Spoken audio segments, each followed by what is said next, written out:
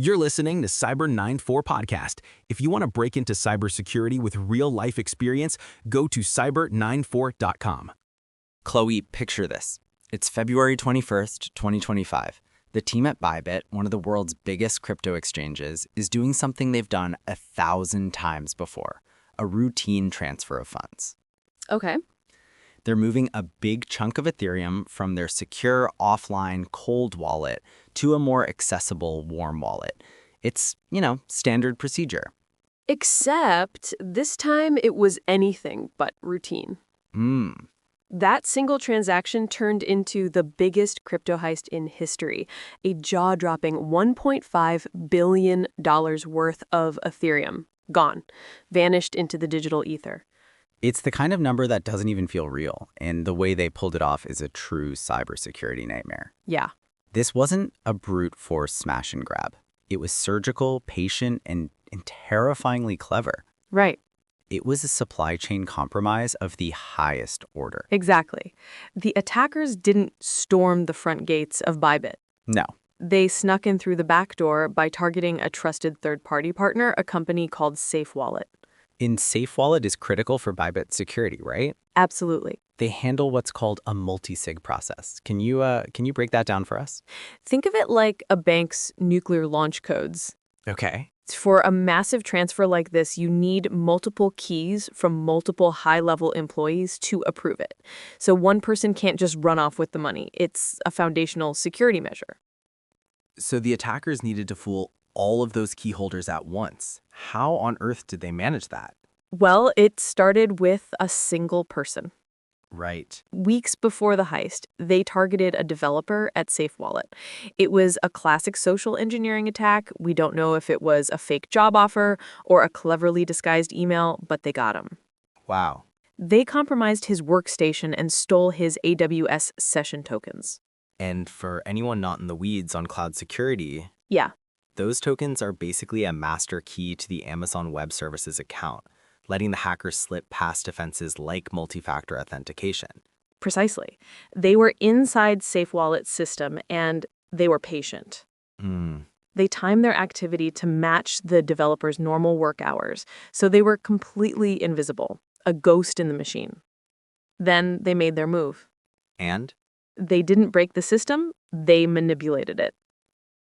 This is the really chilling part. Yeah. They altered the user interface, the very screen the Bybit employees were looking at. They replaced a perfectly normal piece of code with their own malicious version. So when the Bybit employees went to approve that $1.5 billion transfer, everything on their screen looked perfect. Right. The destination wallet address looked correct, the amount was right, they all put in their keys and signed off, thinking they were just doing their job. But underneath that visual illusion, Yeah. the malicious code was redirecting all $1.5 billion to wallets controlled by the hackers. The employees hit approve on the largest crypto theft ever, and they had no idea until it was too late. And the code was surgical. How so? It was written to only target wallets belonging to Bybit. None of SafeWallet's other clients were affected. This was a targeted assassination, not a random shooting. Which points to a very specific culprit. This was not a couple of kids in a basement. No. The FBI has officially attributed this attack to a group they call Traitor. Okay. And that's just a code name for a subunit of the infamous Lazarus Group, North Korea's state-sponsored cyber warfare division. So this heist wasn't just about making someone rich. No. It was a state-level operation. It's become their primary business model. Wow. Crypto is the Wily West, and North Korea is the most successful outlaw gang. A UN report claims these cyber heists are the primary funding source for the DPRK's weapons and missile programs. That changes the entire context. It does. This isn't just stolen digital money. This $1.5 billion is on the way to funding things that threaten global security. And that's why the getaway is just as fascinating as the heist. Right. They didn't just have $1.5 billion in cash, they had to launder it.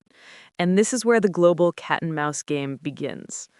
So what's the first step in laundering that much crypto? Almost immediately, they started converting the stolen Ethereum into Bitcoin. Okay, why?